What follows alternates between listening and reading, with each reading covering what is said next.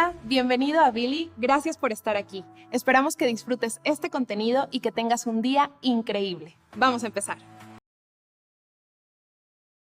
Hay cosas que el cuerpo recuerda, aunque la mente prefiera olvidar. El olor de esa mañana, por ejemplo. Papel húmedo, café frío, colonia barata mezclada con el sudor de gente que ha pasado horas esperando sentencias que les cambiarán la vida. El olor de los juzgados. El olor del fin de algo que una vez creí que era para siempre. Salí por esa puerta pesada. Esa puerta de madera oscura que suena como un golpe seco cuando se cierra, y me quedé parada en el pasillo un instante. Solo un instante. Respiré. Cerré los ojos. Y en la oscuridad de ese segundo breve, escuché la voz de mi madre, tan clara como si estuviera de pie a mi lado. Valentina, hija mía, las mujeres de nuestra familia no se quiebran. Se doblan, sí, pero nunca se rompen. 8 años. 8 años de matrimonio con Rodrigo Torres.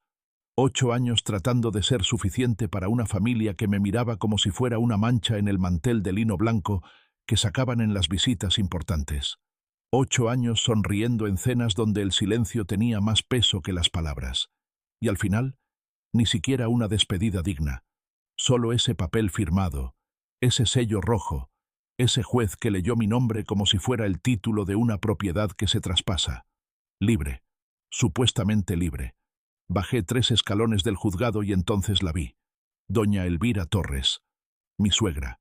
La mujer que durante 8 años me había enseñado con maestría el arte sutil y devastador de la humillación cotidiana. Estaba parada al pie de la escalinata de mármol como si hubiera ensayado esa escena, con los brazos cruzados sobre el pecho, la barbilla levantada, los tacones de aguja repiqueteando suavemente contra el suelo frío, aunque ella no se movía. El sonido de esos tacones, tan deliberado, tan calculado. Siempre había algo calculado en cada gesto de doña Elvira. A su lado, pegada a su brazo como si fuera un adorno nuevo y orgulloso de sí mismo, estaba Cristina. No voy a fingir que no la conocía. Claro que la conocía. Llevaba 2 años conociéndola, aunque ella no lo supiera. La conocía en los olores que Rodrigo traía a casa. La conocía en la distancia fría que crecía en nuestra cama, como una planta que nadie riega pero que tampoco se muere. La conocía en las llamadas que Rodrigo tomaba en el baño, con el agua corriendo para ahogar las palabras. Cristina. Siempre Cristina, aunque nadie me lo hubiera dicho nunca en voz alta. Ese día la vi completa por primera vez. Vestido rojo, labios rojos a juego, el pelo negro recogido con ese estilo que da la impresión de descuido, pero que tarda 1 hora en lograr. Era guapa. Tenía que reconocerlo aunque me costara. Era guapa con esa belleza de golpe en la cara, llamativa, diseñada para ser notada, y me miraba sonriendo con la comisura izquierda de la boca, esa sonrisa de medio lado que es más insulto que gesto. Doña Elvira habló primero. No me saludó. Nunca me saludó en 8 años si podía evitarlo. A partir de hoy, dijo, con esa voz suya que nunca subía ni bajaba de tono, siempre plana, siempre gélida, como el filo de un cuchillo que no necesita calor para cortar. La mansión pertenece a Cristina, mi nueva nuera, la mujer que le dará a mi hijo lo que tú nunca pudiste darle, lo que yo nunca pude darle. Quería que esas palabras me destruyeran. Lo sentí en la forma en que las dijo, con esa pausa breve después de nunca pudiste, ese espacio calculado para que la herida entrara bien adentro. Lo que yo nunca pude darle. Un hijo. Siempre volvía a eso. 8 años de tratamientos, de esperanzas que se caían al suelo como tazas rotas, de madrugadas llorando en el baño para que Rodrigo no escuchara, y al final de todo, lo que quedaba era ese resumen brutal, inútil, incapaz, defectuosa, pero mis lágrimas se habían terminado hacía mucho tiempo. No sé exactamente en qué momento se me acabaron. No fue un día específico. Fue más bien como cuando una vela se consume despacio y llega un momento en que la llama ya no tiene más cera que comer. Simplemente se apaga, sin dramatismo, sin aviso. Las lágrimas se me apagaron en alguna cena de Navidad donde yo había pasado 3 días decorando la casa y nadie lo mencionó. O tal vez en aquella tarde en que escuché a doña Elvira decirle por teléfono a alguien que su nuera era una carga. O quizás mucho antes, cuando Rodrigo dejó de mirarme a los ojos. No lloré esa mañana frente a la escalinata del juzgado. Miré a doña Elvira, miré a Cristina. Sentí el sol de la mañana en la cara y el viento que levantaba las cenizas de un cigarrillo aplastado en el suelo. Y dentro de mí, en el lugar donde antes vivían el miedo y la desesperación, sentí algo nuevo, algo más frío, más firme, como cuando la tierra se congela en invierno y se vuelve más dura que el cemento. Antes de que abriera la boca para decir algo, escuché un sonido detrás de doña Elvira, un arrastre suave de zapatos viejos sobre el mármol, y una voz. Señora. Me volví. Pilar. La había visto pocas veces en los últimos años. Era la mujer que había cuidado a mi madre durante sus últimos meses, antes de que mamá muriera. Pequeña, delgada, con el cabello completamente blanco recogido en un moño apretado, las manos cubiertas de ese mapa de callos y arrugas que dejan años de trabajo honesto. Pilar. La había llamado yo ese día. La había pedido que viniera porque tenía un presentimiento, un instinto que no supe escuchar del todo hasta que fue necesario. Pilar avanzó un paso, solo uno, pero con una dignidad que dejaba pequeña a doña Elvira y a todos sus tacones de aguja. Señora Valentina, dijo, con su voz lenta, cada palabra puesta en su lugar con cuidado, como quien coloca piezas frágiles sobre una superficie delicada. Todavía no le han devuelto los bienes de la dote que se especifican en el acta notarial. El silencio que siguió fue diferente a todos los silencios que había vivido en 8 años de matrimonio. Vi cómo la sonrisa de Cristina se congelaba. No desaparecía del todo, pero se quedaba suspendida, como una expresión que el cuerpo hace por costumbre, aunque la mente ya no está ahí. Vi cómo los ojos de doña Elvira parpadeaban, una vez, 2 veces, con ese movimiento involuntario que hacemos cuando algo nos sorprende aunque tratemos de disimularlo. Saqué el teléfono del bolso. La grabadora ya estaba activada desde hacía 10 minutos. Este juego, me dije en silencio, se gana con la verdad. Pilar siguió hablando. Su voz era tranquila pero resonaba en el pasillo, como si viniera de mucho más adentro que su pecho pequeño. Mencionó cada objeto. El collar de filigrana de oro de 3 onzas, hecho a mano en Córdoba, con su grabado único. Los pendientes de rubíes en forma de lágrima, con montura de plata. El cuadro al óleo del maestro Ricardo Montes, La joven y los lirios, de 1982. El juego de té de porcelana de la Cartuja, esmalte azul con motivo de grullas. El reloj suizo Omega de mi padre, con inscripción en la parte trasera. Cada nombre era un martillazo. Vi a la gente que pasaba a detenerse. Empleados del juzgado, abogados con sus maletines, familias que salían de otras salas con sus propias tragedias en los ojos. Todos se detuvieron un momento, atraídos por algo que reconocieron aunque no supieran exactamente qué era. La justicia tiene un sonido particular cuando comienza a moverse. Todo el mundo lo reconoce. Doña Elvira recuperó su compostura más rápido de lo que esperaba. La conocía bien. Después de 8 años la conocía tan bien que podía leer sus reacciones como si fueran el tiempo en el cielo. Agitó la mano con ese gesto suyo de reina desdeñosa y soltó una carcajada breve, perfectamente modulada para sonar condescendiente, sin sonar histérica. ¿De dónde ha salido esta vieja a decir tonterías? Cristina le apretó el brazo. Sus uñas rojas se hundieron en la piel de la manga del traje, y por un segundo vi el gesto nervioso detrás del gesto arrogante. «La dote», dijo Cristina, mirándome directamente, modulando también ella esa voz diseñada para humillar. «Esta casa ahora es mía. Tú no tienes nada que hacer aquí». No respondí. Guardé el teléfono en el bolso, con la grabadora todavía encendida, y los miré a los ojos un momento. Solo un momento. Lo suficiente para que supieran, aunque no quisieran saberlo, que esta versión de Valentina era diferente a la que habían conocido. «Si es necesario», dije, «hoy mismo enviaré un burofax a través de mi abogado. Tenemos mucho de qué hablar sobre lo que usted posee y lo que no». Luego me di la vuelta. Pasé a su lado. No miré atrás.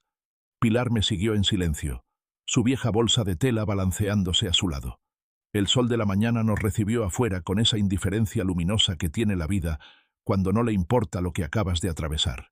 Esa noche no dormí. El piso que había alquilado era pequeño, con las paredes de un color que alguna vez había sido blanco, y con una ventana que daba a una calle donde los vecinos peleaban y se reconciliaban con la misma intensidad dramática. No era la mansión. No era nada parecido a la mansión, pero era mío, solo mío. Y esa noche, mientras el mundo afuera seguía con sus ruidos y sus vidas, yo me senté en el escritorio con una lámpara de luz amarilla y saqué papel y bolígrafo. Pilar se había quedado sentada a mi lado durante 2 horas contándome todo. Había sido ella, 8 años atrás, quien había estado presente cuando mi madre entregó la dote. Había contado cada objeto con sus propias manos antes de ponerlos en las cajas. Había estado presente cuando doña Elvira firmó el recibo notarial, cuando puso su firma en ese papel que decía, con toda la frialdad formal de los documentos legales, que había recibido los bienes y que los guardaría para su nuera.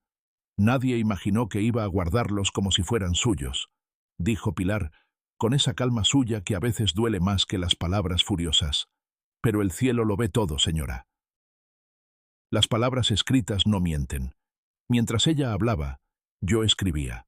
Escribía la lista de mi madre, cada objeto, cada detalle. Los pendientes de rubíes con la foto que tenía de mi boda, el día que mamá me los puso con sus manos temblando de felicidad y de algo más, de esa tristeza silenciosa de las madres cuando dan a sus hijas al mundo y saben que el mundo no siempre es bondadoso. Recordé esa mañana de mi boda con una claridad que me hizo daño. Mamá tenía el collar de filigrana en las manos. Lo sacó de la caja de madera donde lo había guardado toda la vida, envuelto en una tela suave. Me lo puso en las manos y me dijo, Valentina, esto es todo lo que puedo darte materialmente. Si algún día las cosas se ponen muy difíciles, vende esto y sobrevive. Es tu reserva, hija, tu salida de emergencia. En ese momento yo me reí. Le dije que no iba a necesitar ninguna salida de emergencia. Rodrigo me amaba. Éramos felices. Teníamos toda la vida por delante. Mamá no respondió nada. Solo me abrazó más fuerte de lo habitual, con esa fuerza de las personas que saben cosas que no pueden decir en voz alta. Ahora entendía ese abrazo. Terminé la lista a la medianoche. La guardé en un maletín que había comprado esa tarde y salí al pequeño balcón. El aire olía a jazmín tardío y a gasolina.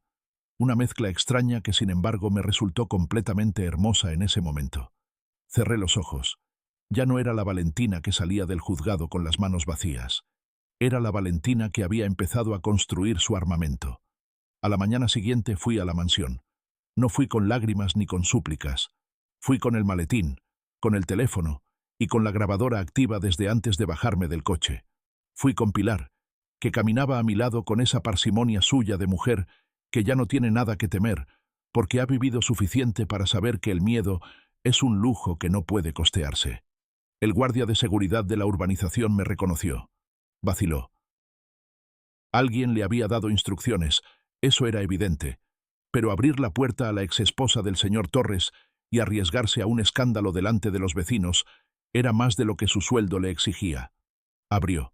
Cristina estaba esperándome en la entrada. Tenía los brazos cruzados, la postura de alguien que practica la autoridad sin tener experiencia en ella.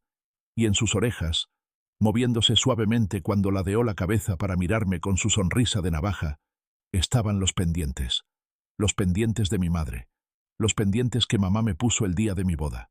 Sentí algo subir por mi garganta. No era llanto, era otra cosa, más caliente, más quieta, como la calma que se instala en el cuerpo justo antes de que ocurra algo definitivo. Sabía que ibas a volver, dijo Cristina. ¿Verdad que te quedan bien? Se tocó una oreja con un dedo, un gesto deliberado, innecesario, diseñado exclusivamente para hacerme daño. Sácale foto, me dije en silencio. Esto es evidencia. Levanté el teléfono y pulsé grabar. Gracias, dije, con una voz tan tranquila que hasta a mí me sorprendió. Acababas de darme exactamente lo que necesitaba. Cristina parpadeó. La sonrisa se desajustó 1 milímetro. Doña Elvira apareció en lo alto de las escaleras interiores, bajando con ese porte suyo de señora de la casa, agarrando la barandilla con una mano, que yo ahora reconocí como la mano de alguien que necesita apoyo, aunque no quiera mostrarlo. «¿Qué nueva treta es esta?», dijo, antes de llegar abajo, su voz recorriendo la escalinata como si la gravedad le perteneciera. «No creas que puedes amenazarme en mi propia casa». Levanté el dossier. «Suegra», dije, y usé esa palabra con toda la intención, con todo el peso de 8 años de haberla llamado así, sin recibir nunca el afecto que la palabra implica. ¿Recuerda el día que firmó el recibo de la dote? Abrí la primera página. Las fotocopias del acta notarial, con su firma en tinta azul y el sello rojo del notario, brillaron bajo la luz de la mañana que entraba por los ventanales. Esta es la copia compulsada. Tengo testigos. Tengo su firma. No he venido a pelear por nada que no sea mío. Pero si usted sigue reteniendo los bienes especificados en este documento, esta misma tarde enviaré el burofax a través de mi abogado. Y entonces ya no será una conversación privada. El aire de la entrada se densificó. Pilar entró detrás de mí y depositó sobre la mesa de piedra del vestíbulo una bolsa de papel grueso. La abrió despacio, con esa lentitud deliberada que tienen los gestos que saben que van a cambiar algo. Sacó las fotografías. Son del día de la entrega, dijo Pilar, hablando hacia doña Elvira con la misma calma con la que uno le habla a alguien que ya sabe lo que viene. En cada foto aparece usted con los objetos. Y en esta, señaló una, está usted firmando el recibo. La señora Clara me pidió que las guardara. Yo las guardé. El silencio que siguió fue diferente al de la víspera, más pesado, con más consecuencias flotando en él. Doña Elvira miró las fotos. Vi cómo sus ojos recorrían la imagen, cómo sus labios apretaban con una delgadez que los hacía desaparecer casi. Vi pasar algo por su cara que en 8 años no había visto jamás. Incertidumbre. ¿Crees que puedes vencerme con unos papeles? Dijo, pero la voz ya no era exactamente la misma. Había algo dentro de ella que ya no era completamente sólido. Respiré. No quiero vencerla, suegra. Quiero lo que es mío. Entré al salón. Lo habían cambiado. Claro que lo habían cambiado. La bugambilia que yo había plantado en el patio, que había cuidado con agua y paciencia durante 3 años, hasta que trepó por la pared y floreció, había sido arrancada de raíz. En su lugar, había una orquídea morada en una maceta de cerámica cara. Llamativa, artificial, sin historia. En la pared del salón, el cuadro de la joven y los lirios de Ricardo Montes estaba colgado torcido, con los bordes del marco desatendidos, una grieta pequeña en la esquina inferior izquierda que a mí me partió el corazón como si fuera una grieta en un hueso. Mi padre le había regalado ese cuadro a mi madre por su 20º aniversario. Mamá lo descolgó de nuestra casa con sus propias manos el día que me casé.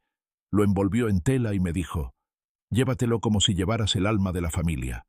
Y estaba allí, torcido, descuidado, tratado como un adorno de segunda categoría por una mujer que no sabía ni quién era Ricardo Montes.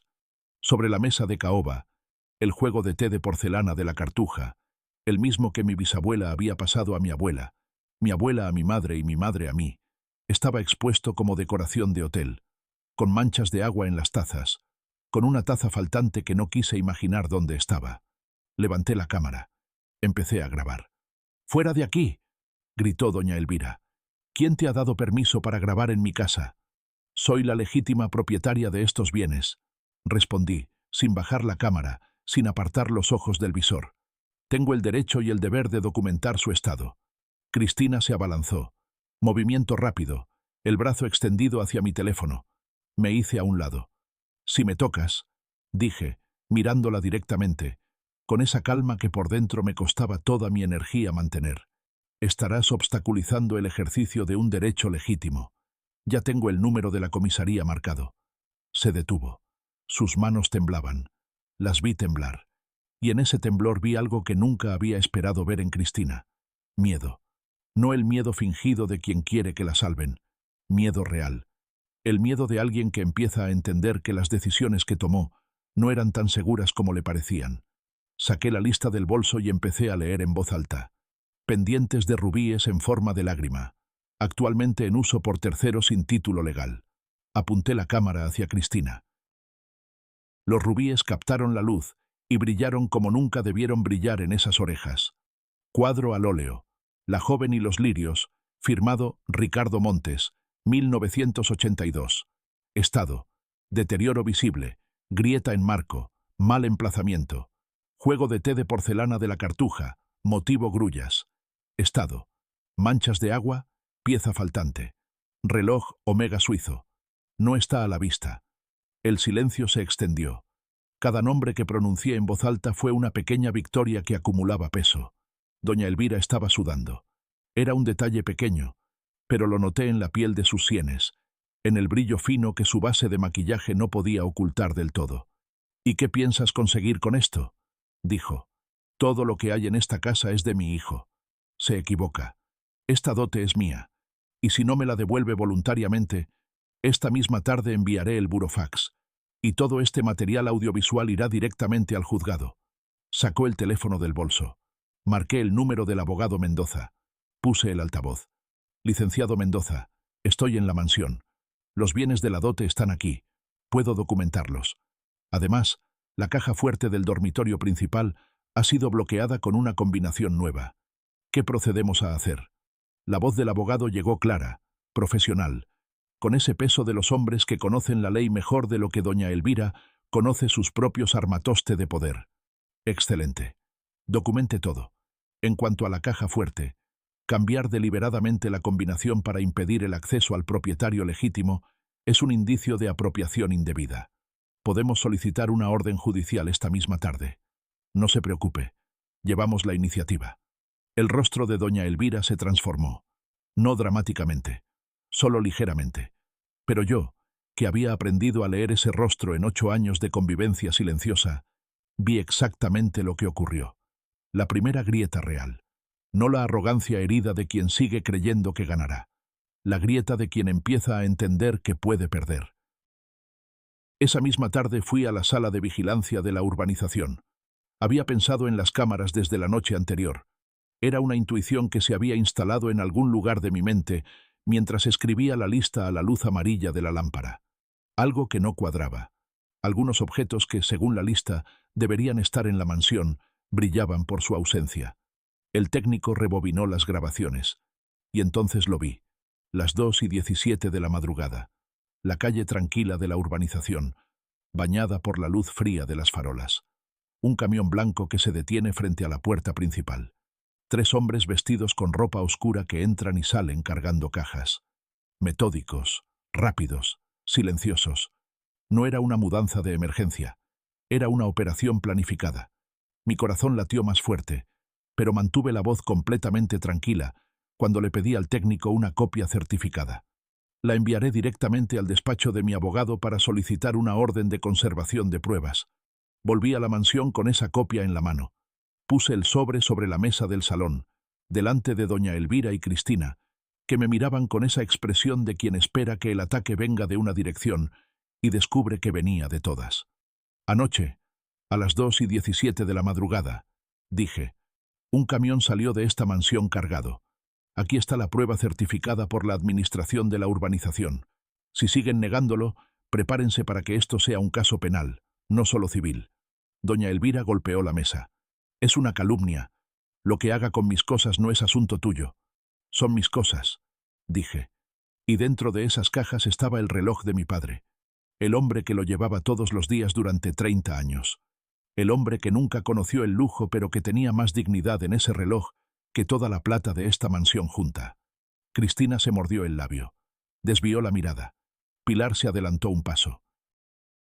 «Fui testigo el día que se entregó y recibió la dote», dijo, mirando a doña Elvira con una serenidad que era más imponente que cualquier discurso. «Usted firmó personalmente. Yo testificaré ante quien sea necesario». El ambiente se volvió de cristal. Cualquier movimiento brusco podría romperlo todo. Abrí el teléfono.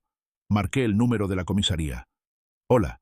Quisiera presentar una denuncia por un presunto delito de apropiación indebida que incluye el traslado nocturno de bienes de una dote notariada y el cambio de combinación de una caja fuerte». «Espera», dijo doña Elvira. Colgué. La miré. Por primera vez en 8 años, doña Elvira Torres no me miró como si yo fuera una sombra inútil en su sala de estar. Me miró como a alguien que existe. «Le doy 2 días», dije. «Si en 2 días la caja fuerte no está abierta y los bienes no han sido devueltos según la lista, voy directamente a la comisaría. No habrá más negociaciones». Me di la vuelta. Caminé hacia la puerta. Mis pasos sobre el mármol sonaban firmes, regulares, sin apresuramiento. El sonido de alguien que sabe exactamente a dónde va. Detrás de mí escuché a Cristina empezar a llorar. Una voz ahogada diciéndole a doña Elvira que aquello era un desastre, que cómo habían llegado a eso. Y escuché a doña Elvira, esa voz que durante 8 años me había parecido invulnerable, decirle en un susurro cargado de algo que sonaba peligrosamente parecido al pánico: «Cállate, tenemos que pensar». Afuera, la lluvia había cesado. El cielo tenía ese gris pálido y lavado que queda después de la tormenta, y entre las nubes se abrían paso los primeros rayos tímidos de un sol que no sabía todavía si quedarse o irse. Me subí al coche, cerré la puerta, y solo entonces, sola, permití que mis manos temblaran un poco sobre el volante. No de miedo, de la tensión acumulada de haber sido, por primera vez en 8 años, exactamente quien necesitaba ser. Esa noche, Pilar me llamó a las 8. Su voz era diferente. Más baja, más urgente, con algo vibrado dentro que no supe identificar hasta que dijo las palabras: «Señora, tengo algo guardado. Su madre me lo dejó para usted. Me pidió que se lo entregara si alguna vez lo necesitaba de verdad. Venga ahora, por favor». La casa de Pilar estaba en un callejón estrecho al que llegué siguiendo mis recuerdos más que el mapa. Las paredes tenían musgo en las junturas de los ladrillos y el tejado era bajo, de tejas viejas. Ella me abrió la puerta antes de que yo tocara. Sus ojos estaban nublados pero brillaban con algo que en ese momento no supe nombrar. Me llevó a una habitación pequeña con una cama, una silla y una ventana diminuta. Se arrodilló con dificultad, con esos movimientos lentos que tienen las personas que ya no son jóvenes, pero que el orgullo no les permite mostrar el dolor, y sacó de debajo de la cama una caja de madera vieja, la superficie rayada, la cerradura con manchas de óxido. La abrió con una llave que llevaba en el bolsillo del delantal. Dentro había un sobre, grueso, amarillado por el tiempo, y en el frente, escrita con la letra que reconocí antes de ver ninguna otra cosa porque esa letra era parte de mí. Era la primera letra que aprendí a reconocer en el mundo, la letra de mi madre, para Valentina, cuando más lo necesite. Mis manos no temblaron al abrirlo, o tal vez sí temblaron, pero no lo recuerdo así. Solo recuerdo el olor a papel viejo, a tiempo guardado, a mi madre. El poder notarial tenía fecha de 8 años atrás. Llevaba el sello rojo, la firma de mamá, la firma de un testigo. Especificaba, con la precisión fría y hermosa de los documentos legales, que ella, doña Clara, cedía a su hija Valentina la plena propiedad de cada uno de los bienes entregados como dote. Los pendientes, el collar, el cuadro, el juego de té, el reloj, todo coincidía exactamente con mi lista. Pilar sacó también fotografías de la caja. Las puse sobre la cama y las miré una por una. Mi madre joven, contando los objetos con Pilar. Mi madre seria, anotando en una libreta. Y en una de ellas, doña Elvira sentada en un sillón, con un bolígrafo en la mano, firmando el recibo mientras mi madre le extendía el papel. La imagen era perfectamente nítida. Lloré. No los llantos sin fondo de antes, esos lloros que me vaciaban y no me dejaban nada. Lloré de otra manera, con gratitud, con asombro, con el peso de entender que mi madre, desde el primer día, había sabido que yo podría necesitar esto, que me había preparado una salida sin decirme nunca que la había preparado, para no asustarme, para no robarme la ilusión de creer que el matrimonio funcionaría. «Señora», dijo Pilar, apretándome la mano con sus dedos ásperos y cálidos. Su madre lo planeó todo. Creía que no importaba si usted no podía tener hijos, siempre y cuando pudiera proteger su honor. Ahora tiene que ser fuerte. La miré. Asentí. Fui fuerte. Esa noche, de vuelta en el piso pequeño, extendí todos los documentos sobre el escritorio.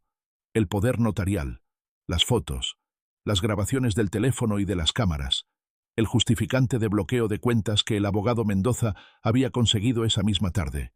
Cada pieza encajaba con la siguiente con una precisión que daba vértigo. Ya no era la parte débil, ahora era la que atacaba. Y mañana, cuando volviera a esa mansión con el abogado Mendoza, con el agente judicial y con la certeza de que la ley estaba de mi lado, las cosas iban a cambiar definitivamente.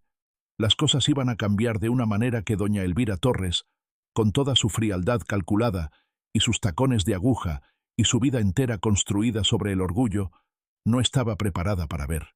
Cerré la carpeta, apagué la lámpara, y en la oscuridad escuché por última vez la voz de mi madre. «Ya estás lista, hija. Hay una hora particular en Madrid que no tiene nombre oficial, pero que todos reconocen. Es la hora justo antes del amanecer, cuando la ciudad todavía está oscura pero el cielo empieza a dudar. Cuando la noche ya se rindió pero el día aún no se ha comprometido. Una hora de tránsito, de posibilidades suspendidas en el aire frío de la madrugada. A esa hora me desperté. No fue un despertar sobresaltado. Fue lento, consciente, como si una parte de mí hubiera estado en vigilia toda la noche y decidiera, en ese momento exacto, avisar al resto de que había llegado el día. Me quedé quieta mirando el techo del piso pequeño, con su mancha de humedad en la esquina derecha que yo había aprendido a ignorar y que de alguna manera se había convertido en algo familiar, casi cariñoso. Sobre el escritorio, los documentos esperaban. Me levanté, preparé café y me senté a revisarlo todo una última vez. Cada hoja en su lugar. El poder notarial de mi madre encima de todo, como si fuera lo que era. La pieza más importante, el documento que lo cambiaba todo. A las 7:30 llamé al abogado Mendoza. «Buenos días, Valentina. ¿Lista?» «Llevo horas lista», respondí.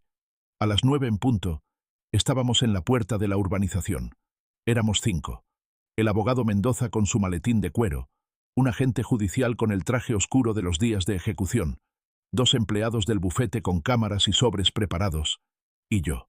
Detrás de nosotros, el camión de una empresa de mudanzas especializada con el logo azul y blanco brillando en la mañana de otoño. El guardia de la urbanización se asomó a la caseta. Me reconoció. Reconoció al agente judicial. Reconoció que lo que tenía delante era algo ante lo que su autoridad de caseta y uniforme no tenía nada que hacer. El agente le extendió el documento con el sello del juzgado y el guardia abrió sin decir nada, con esa resignación silenciosa de quien sabe que no le pagan suficiente para resistir a la ley. Entramos. Los vecinos de la urbanización, que a esa hora sacaban perros y regaban balcones con la rutina tranquila de los que viven en esas casas, se detuvieron. Vi cabezas que giraban. Vi cortinas que se corrían levemente. El camión era demasiado llamativo para ignorarlo. El grupo de 5 personas demasiado oficial para no despertar preguntas. Caminé al frente. Por primera vez en todo ese proceso, me permití sentir algo cercano a la satisfacción. No la satisfacción mezquina de quien se venga, sino algo más limpio, más parecido a la corrección de un error de cálculo, como cuando en una ecuación larga y complicada encuentras el paso donde todo se torció, lo corriges, y el resultado final empieza a tener sentido. Doña Elvira y Cristina nos esperaban en el salón. Lo supe en el momento en que el guardia personal de la mansión abrió la puerta principal con un gesto que mezclaba la obediencia con la incomodidad. Dentro, el salón estaba en orden. Un orden demasiado deliberado. El tipo de orden que se impone apresuradamente para dar la impresión de que nada había pasado jamás. Las sillas bien colocadas, la mesa limpia, las cortinas echadas a medias, filtrando la luz de la mañana en rayos que caían sobre el suelo de mármol como barras de tribunal. Doña Elvira tenía puesto un traje de seda morada. Se había peinado. Se había maquillado. Seguía siendo, en la superficie, la señora de la casa que recibe visitas con autoridad. Pero yo conocía ese rostro mejor que nadie, y debajo del maquillaje y del traje vi lo que no se podía esconder. Los ojos con la oscuridad de quien no ha dormido, los labios ligeramente más apretados de lo habitual, las manos entrelazadas sobre el regazo, con esa tensión que produce el miedo cuando no quiere mostrarse. Cristina estaba a su lado, sin los pendientes de rubíes, sin la sonrisa de navaja, con una expresión que intentaba ser altiva, pero que se parecía demasiado a la de una persona esperando un golpe que sabe que va a llegar y no puede esquivar. El agente judicial carraspeó levemente, abrió su carpeta y leyó en voz alta. A petición de la demandante, doña Valentina Herrera, y en cumplimiento del procedimiento de recuperación de bienes establecido por el juzgado, procedemos hoy a ejecutar la devolución de los bienes de la dote según el inventario notarial y el poder notarial compulsado. Se solicita la cooperación de las personas presentes. Cualquier acto de obstrucción será documentado y considerado a efectos legales. La voz del agente era completamente plana, ni amable ni hostil, solo objetiva. Y esa objetividad, esa frialdad legal perfectamente neutral, era más devastadora que cualquier tono acusatorio. Significaba que esto ya no era personal. Era un procedimiento. Era la maquinaria de la justicia funcionando con la indiferencia poderosa de todo lo que no depende de emociones, ni de jerarquías familiares, ni de tacones de aguja, ni de 8 años de humillaciones acumuladas. Doña Elvira alzó la voz. «¿Cómo se atreven a entrar en mi casa?». El abogado Mendoza respondió antes de que yo pudiera abrir la boca. «Es completamente legal, señora. Es el procedimiento establecido por el juzgado para proteger un derecho legítimo documentado. Si desea impugnar el procedimiento, puede hacerlo a través de su representación legal. Mientras tanto, cualquier obstaculización activa podría ser considerada delito de obstrucción a la justicia». Doña Elvira cerró la boca. Vi a Cristina susurrarle algo al oído. Doña Elvira movió la cabeza levemente, con ese gesto pequeño que hacen las personas cuando aceptan algo que no pueden cambiar, aunque todas sus fibras se resistan a aceptarlo. El agente leyó el primer punto del inventario. Pendientes de rubíes en forma de lágrima, montura de plata. Me volví hacia Cristina. No dije nada. No hice falta. La miré a los ojos, y ella supo exactamente lo que ese silencio significaba. Uno de los empleados del bufete avanzó con una caja de presentación forrada en terciopelo azul y se la extendió con una formalidad cortés que era, en su propia manera, otra forma de devastación. Cristina levantó la mano. Los dedos le temblaban visiblemente. Se quitó un pendiente. Luego el otro. Los dejó caer en la caja con un sonido metálico pequeño. 2 notas breves, que a mí me sonaron como el inicio de algo que llevaba mucho tiempo esperando comenzar. Agachó la cabeza. Y entonces, para mi sorpresa genuina, rompió a llorar. No fue el llanto calculado de quien busca despertar compasión. Fue el llanto feo, sin control, de alguien a quien se le acaban las defensas de golpe. Con la voz entrecortada dijo algo que no esperaba escuchar.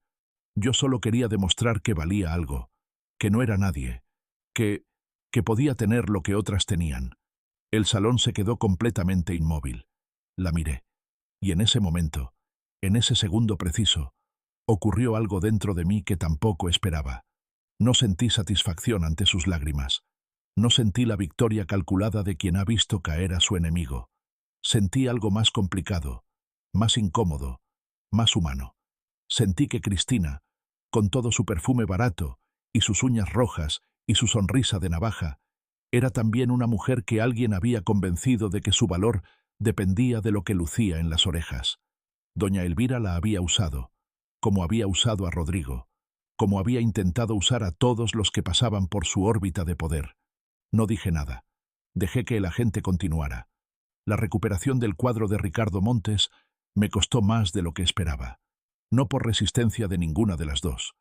Cuando el empleado lo descolgó con cuidado de la pared, levantando una nube de polvo que atestiguaba el abandono, lo que me costó fue verlo, el estado en que estaba. Los bordes del marco con los lacados saltados, una mancha en la esquina inferior que parecía de humedad o de descuido, ese deterioro pequeño que a ellas no les había importado notar. Mi madre había dicho, en este cuadro estoy yo, está mi juventud. Llévatelo como si llevaras el alma de la familia. Y ahí estaba el alma de mi familia, descuidada como un mueble que ya no combina con la decoración nueva. Tragué. Conste en el acta el estado de deterioro visible. Dije, con voz completamente controlada.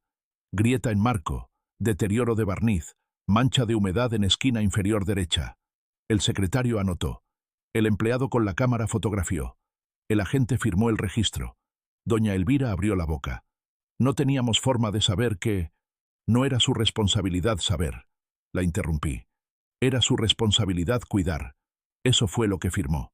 Silencio. El juego de té de la cartuja fue recuperado pieza por pieza, con el agente leyendo cada nombre en el inventario y los empleados verificando. Una taza faltaba. La documenté como ausente. Doña Elvira dijo que se había roto sin querer. El abogado Mendoza anotó que la rotura de bienes del inventario notarial durante la custodia podía generar responsabilidad civil. El color terminó de irse del rostro de doña Elvira en ese momento. Y entonces llegamos al reloj. Reloj suizo Omega, caja de acero inoxidable, correa de cuero marrón, inscripción en la parte trasera. Doña Elvira se levantó con un movimiento brusco. No sé dónde está eso. No sé de qué reloj me hablan.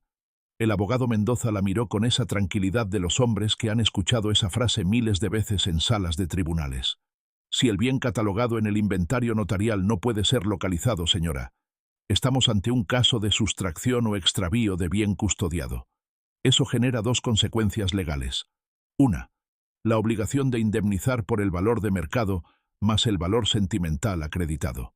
Dos, la posible apertura de un expediente penal por apropiación indebida del bien específico. Pausa. Les recuerdo que el valor sentimental puede acreditarse mediante declaración testifical y documentación familiar. En este caso, el reloj perteneció al padre difunto de la demandante y puede ser valorado en términos que van más allá de su precio de mercado. Doña Elvira se sentó de nuevo, lentamente, como un edificio que pierde un pilar fundamental y se asienta de manera diferente. Cristina, que había dejado de llorar y estaba sentada con la espalda recta y los ojos fijos en un punto indeterminado del suelo de mármol, levantó la voz con un hilo de sonido que no parecía suyo. Está en la caja fuerte del cuarto de invitados, el del fondo. La combinación es la misma que antes. El silencio que siguió fue diferente a todos los que había habido esa mañana. Doña Elvira giró la cabeza hacia Cristina con una expresión que no supe si era furia o alivio o las dos cosas al mismo tiempo. Cristina. Basta, madre. Basta ya. Fueron las únicas dos palabras que Cristina dijo en ese tono. Sin dramatismo. Sin llanto. Con ese agotamiento que tienen las personas cuando finalmente deciden que ya no van a defender lo indefendible. Fuimos al cuarto de invitados del fondo. La caja fuerte estaba exactamente donde Cristina había dicho. Introduje la combinación original, la misma que yo había usado durante años sin que nadie me pidiera que la cambiara, porque en ese entonces yo era la nuera invisible y los objetos de valor no eran para mí sino para la familia, y la caja se abrió con un clic limpio. El reloj estaba dentro. Lo saqué con cuidado, con las dos manos, como se sostiene algo que tiene el peso del tiempo encima además del peso del metal. Lo volteé. En la parte trasera, la inscripción grabada a mano que yo había memorizado desde niña. Para Carlos, con amor, 30 años enseñando. El reloj de mi padre. El que llevó todos los días a la universidad durante 3 décadas. El que palpé de niña cuando me sentaba en su regazo y él me ayudaba con las matemáticas. Ese tic-tac constante y familiar que era el sonido de la seguridad cuando la seguridad tenía el nombre de papá. Me lo puse en la muñeca. Me quedaba grande. Siempre me había quedado grande. Y sin embargo era, en ese momento, la joya más perfecta que había llevado en mi vida. El agente terminó el registro a las 11:45 de la mañana. Leyó en voz alta, con la misma objetividad con la que había comenzado. Todos los bienes catalogados en el inventario notarial han sido localizados, documentados y presentados. El acta de ejecución ha sido firmada por las partes. Se certifica el cumplimiento del procedimiento. Estampó el sello. Firmó. Me extendió la copia. Firmé. Mis manos no temblaron. Ya no me quedaban temblores para eso. Las cajas salieron de la mansión una por una. El cuadro envuelto en papel de embalaje acolchado.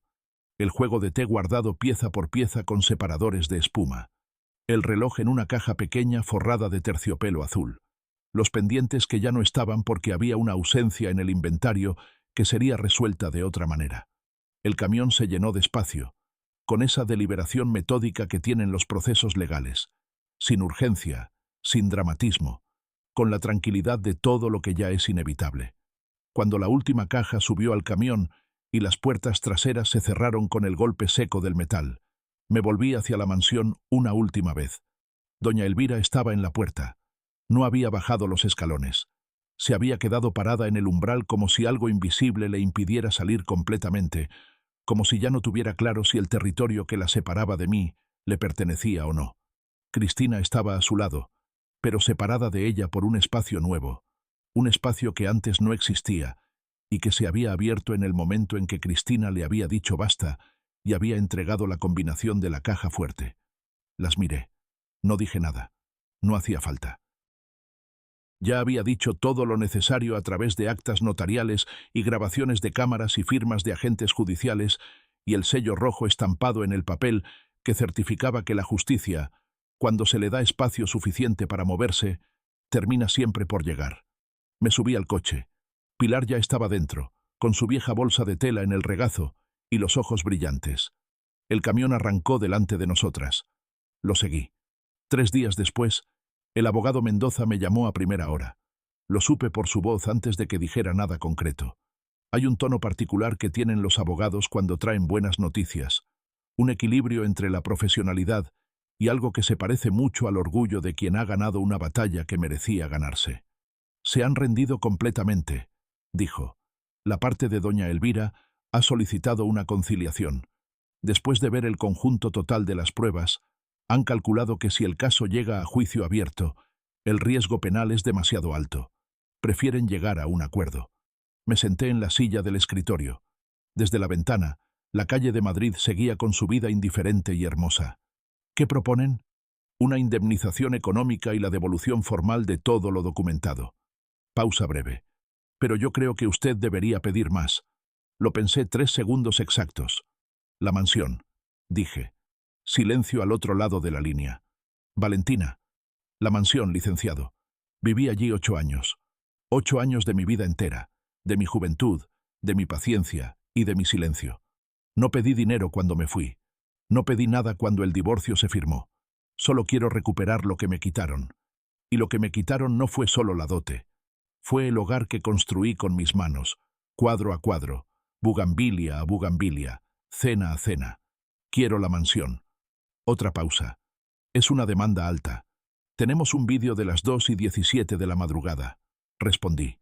Tenemos el poder notarial. Tenemos las fotos, las grabaciones, el testimonio de Pilar y el acta de ejecución. ¿Cuánto cree que arriesgan si esto llega a un juicio penal abierto? Escuché al abogado Mendoza respirar de una manera que reconocí como la respiración de alguien que acaba de recalcular. Lo presentaré en la mesa de conciliación, dijo finalmente. Prepárese para una reunión mañana a las 10. La sala de mediación tenía una mesa larga, un mantel blanco y una luz que intentaba ser neutral. Todo en esa sala intentaba ser neutral. El mediador, un hombre de pelo gris y voz pausada, intentaba ser neutral. La jarra de agua sobre la mesa era neutral. Nada de lo que había traído yo era neutral. El abogado Mendoza abrió presentando el dossier completo. Lo fue exponiendo con esa precisión de quien ha organizado los argumentos durante días. El poder notarial, las grabaciones, las fotografías, el vídeo nocturno, el acta de ejecución, el testimonio documentado de Pilar, la cadena completa de evidencias que construían un cuadro tan coherente y tan sólido que intentar contradecirlo habría sido como intentar convencer a alguien de que la lluvia no moja. Del otro lado de la mesa, doña Elvira parecía haber envejecido 5 años en 3 días. El maquillaje no alcanzaba para cubrir las ojeras. El traje seguía siendo de calidad. La postura seguía siendo recta, pero algo dentro de esa armadura se había aflojado de manera irreversible. Cristina estaba a su lado con esa expresión de alguien que ya tomó una decisión, pero todavía no sabe si fue la correcta. Cuando el abogado terminó de presentar, el mediador se volvió hacia doña Elvira. ¿Tiene algo que responder la parte? Doña Elvira juntó las manos sobre la mesa. Las vi temblar ligeramente. Luego se inmovilizaron. Me preparé para lo que vendría, para alguna última argucia, alguna reinterpretación de los hechos, alguna versión alternativa de la realidad construida con el mismo talento que había construido 8 años de humillaciones sutiles. Pero no llegó nada de eso. Me equivoqué, dijo. 3 palabras, sin elaboración, sin contexto. Sin los adornos que la gente usa normalmente para suavizar las admisiones difíciles. Levantó los ojos y me miró. Era la primera vez en 8 años, la primera vez en toda la historia de nuestra relación, que doña Elvira Torres me miraba sin que en esa mirada hubiera desprecio ni condescendencia, ni esa evaluación constante y desfavorable de todo lo que yo era. Me miraba como a alguien que había ganado. Retuve la dote indebidamente. Lo admito. Devuelvo todo. Pausa. Pero no quiero que esto llegue a los tribunales. No quiero que los vecinos hablen, que los parientes pregunten. Su voz se quebró por primera vez. Un quiebre brevísimo que ella contuvo de inmediato. He construido toda mi vida en esta ciudad. He construido toda mi reputación. Y de pronto entendí algo que no había entendido antes. La mansión de 30 millones de euros no era para doña Elvira una propiedad. Era su identidad completa. Era todo lo que ella era en el mundo, sin la mansión, sin el apellido Torres, sin el lugar que ocupaba en esa urbanización de lujo y en los círculos sociales donde llevaba décadas siendo la señora. Ella no sabía quién era. Lo que estaba perdiendo no era solo una propiedad. Estaba perdiendo el único yo que había construido.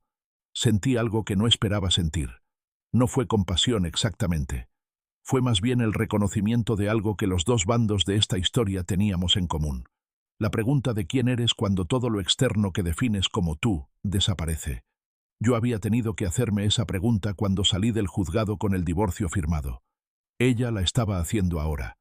La diferencia era que yo había encontrado la respuesta. Yo sabía quién era sin la mansión, sin el apellido Torres, sin la validación de esa familia. Lo había descubierto en el piso pequeño con las paredes manchadas, a la luz amarilla de una lámpara de escritorio, escribiendo una lista que mi madre había preparado para mí con amor anticipado y visión de madres que saben más de lo que dicen. Respiré. No necesito su sufrimiento, dije. Nunca lo necesité. Solo necesito que la verdad tenga su lugar. El mediador esperó. La mansión, dije. Quiero la transferencia de la mansión a mi nombre como parte del acuerdo de conciliación. A cambio de eso, no presentaré denuncia penal. No llevaré el vídeo a los medios. Todo queda en la mesa de esta sala. El silencio que siguió fue el más largo de todo el proceso. Cristina reaccionó primero. Se levantó a medias de la silla y abrió la boca. Pero doña Elvira la detuvo con un gesto que era igual que todos los gestos de autoridad que le había visto hacer, excepto que éste tenía agotamiento dentro. Madre, no puedes... He perdido, Cristina. 4 palabras. El silencio después de esas 4 palabras era diferente a todos los silencios anteriores. Era el silencio de algo que termina de verdad. No el silencio de la tregua ni el silencio de la espera. El silencio de la conclusión. Doña Elvira se volvió hacia el mediador. Acepto. El secretario judicial tardó 40 minutos en redactar el acuerdo de conciliación completo. 40 minutos en los que el bolígrafo del secretario producía ese sonido particular que tienen los documentos importantes, ese rasgueo específico de quien escribe con la conciencia de que lo que escribe va a contar. 40 minutos en los que yo miré el mantel blanco de la mesa y pensé en mi madre preparando ese sobre en algún momento de hace 8 años, guardando el poder notarial, eligiendo a Pilar como custodia, construyendo en silencio y con amor la arquitectura de mi salvación futura. Ya estás lista, hija. Cuando el secretario me extendió el documento para firmar, tomé el bolígrafo. Mis manos no temblaron. Firmé despacio, con claridad, con mi nombre completo. Valentina Herrera. El sello rojo cayó sobre el papel con ese golpe seco y definitivo que tienen los sellos cuando certifican lo que ya no puede deshacerse. Y en ese sonido pequeño, en ese impacto de metal sobre papel, escuché el cierre de algo que había empezado 8 años atrás en una boda donde mi madre me puso un collar en las manos y me dijo que lo guardara para los días difíciles. Los días difíciles habían llegado. Y yo había guardado algo mejor que el collar. Había guardado las palabras de mi madre. Había guardado el instinto de documentar, de no tirar nada, de creer que la verdad escrita tiene poder aunque tarde años en ejercerlo. Tardé 2 semanas en instalarme completamente en la mansión. No empecé por los salones ni por las habitaciones principales. Empecé por el jardín. Saqué la orquídea morada de la maceta y la puse en el alféizar de la ventana de la cocina, donde al menos tendría más luz. El lugar donde había estado la bugambilia seguía siendo un hueco de tierra removida con las raíces cortadas a ras. Me arrodillé allí, con las manos en la tierra fría, y pensé en cuánto tiempo tarda una planta en volver a crecer desde cero. Todo el tiempo necesario. Me respondí a mí misma. Todo el tiempo que haga falta. Pilar llegó esa tarde con una bolsa de tela llena de plántulas. La miré aparecer por la verja y sentí algo que no sé nombrar bien.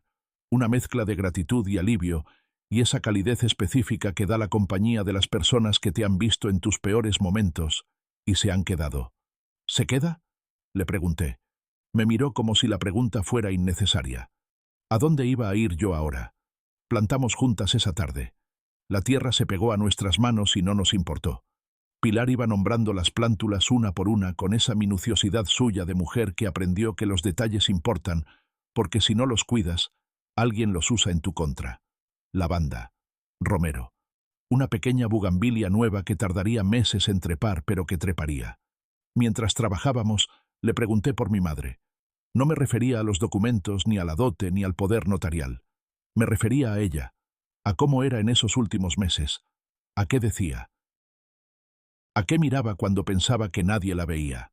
Pilar plantó en silencio un momento antes de responder.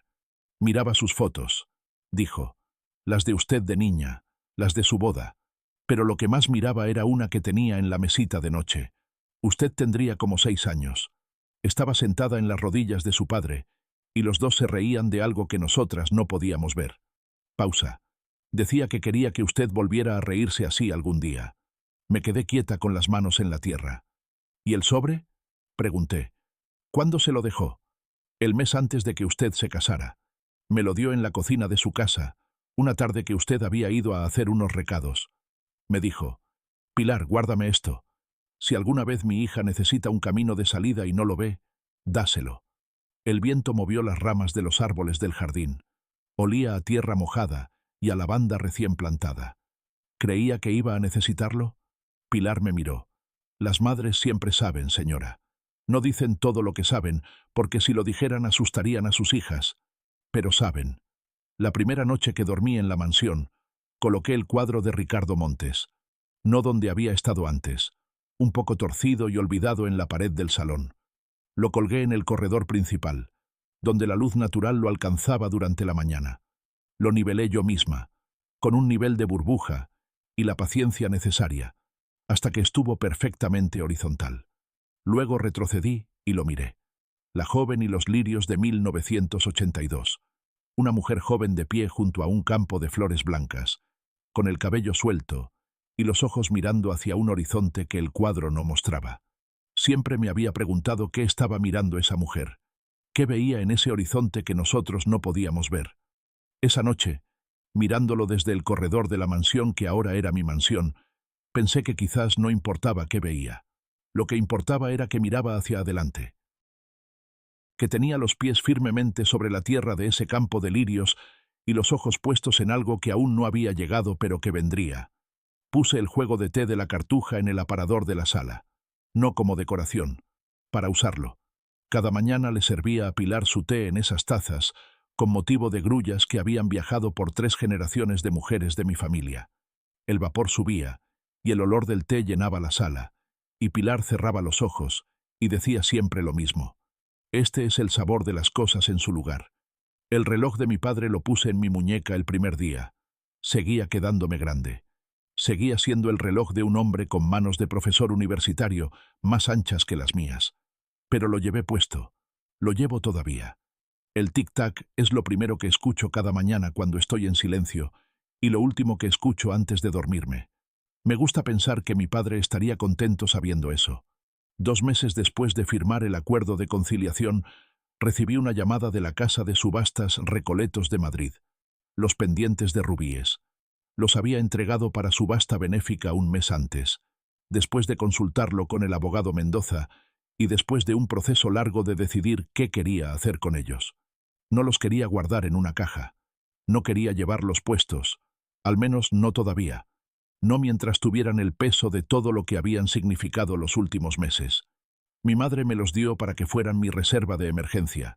Mis salidas y las cosas se ponían difíciles. Las cosas se habían puesto difíciles. Y yo había salido. Pero no gracias a vender los pendientes. Había salido gracias al papel notarial y a la grabadora del teléfono, y a las fotografías de Pilar, y a la determinación de no retroceder. Los pendientes habían hecho algo diferente. Habían sido la evidencia.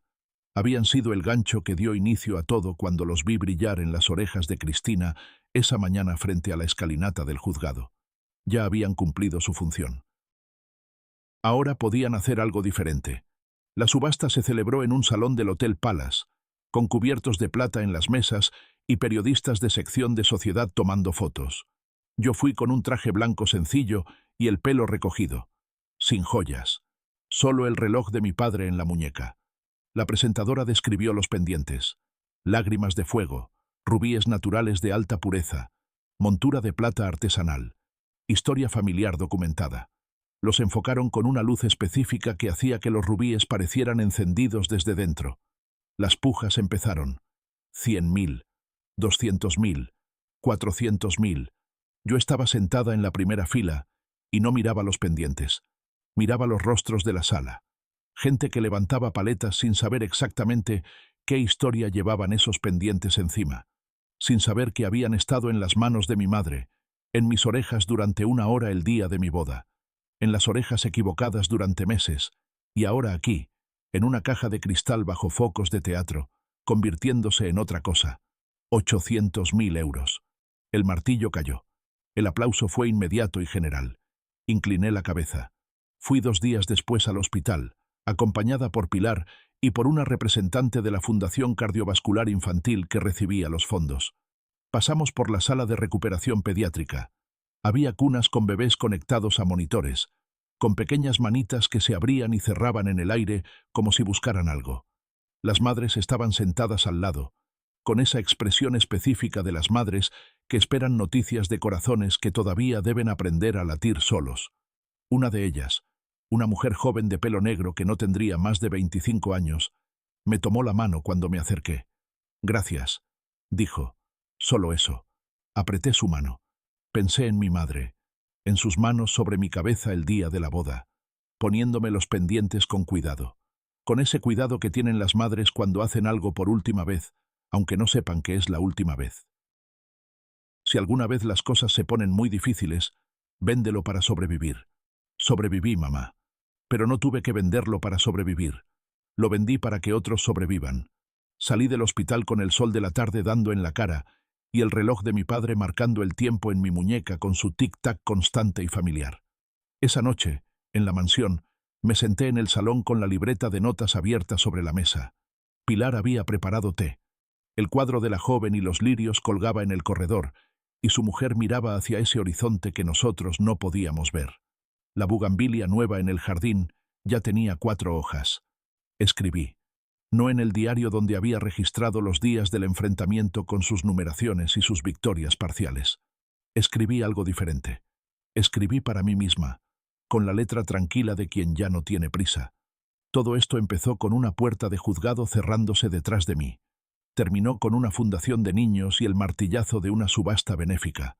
En el medio hubo grabaciones, documentos, un poder notarial que mi madre preparó 8 años antes de que lo necesitara, y una mujer de pelo blanco y manos callosas que guardó la llave de mi justicia debajo de una cama. Aprendí que la fortaleza no es lo contrario de la vulnerabilidad. La fortaleza es la vulnerabilidad que encontró documentación. Aprendí que el silencio tiene 2 versiones, el silencio que protege y el silencio que destruye. Durante 8 años confundí el segundo con el primero. Aprendí que las madres saben, no dicen todo lo que saben, pero saben. Y a veces el amor más grande es el que se guarda en un sobre para el día en que su hija lo necesite, sin haber podido imaginar todavía que ese día va a llegar. Cerré la libreta. Afuera, el jardín de Madrid estaba tranquilo con ese silencio específico de las noches de otoño, cuando el frío limpia el aire y deja todo más nítido. Me asomé al balcón. Las estrellas sobre la ciudad eran pocas pero firmes. Ya no era la Valentina que salió del juzgado con las manos vacías. Era la mujer que vivía en la mansión que había recuperado, que desayunaba con el té de porcelana de su bisabuela, que llevaba el reloj de su padre en la muñeca, que tenía en el corredor el cuadro que su madre le había dado como alma de la familia, y que había convertido los pendientes de rubíes en el latido de corazones pequeños que seguían aprendiendo a vivir. La batalla había terminado, pero algo más importante había comenzado. Yo.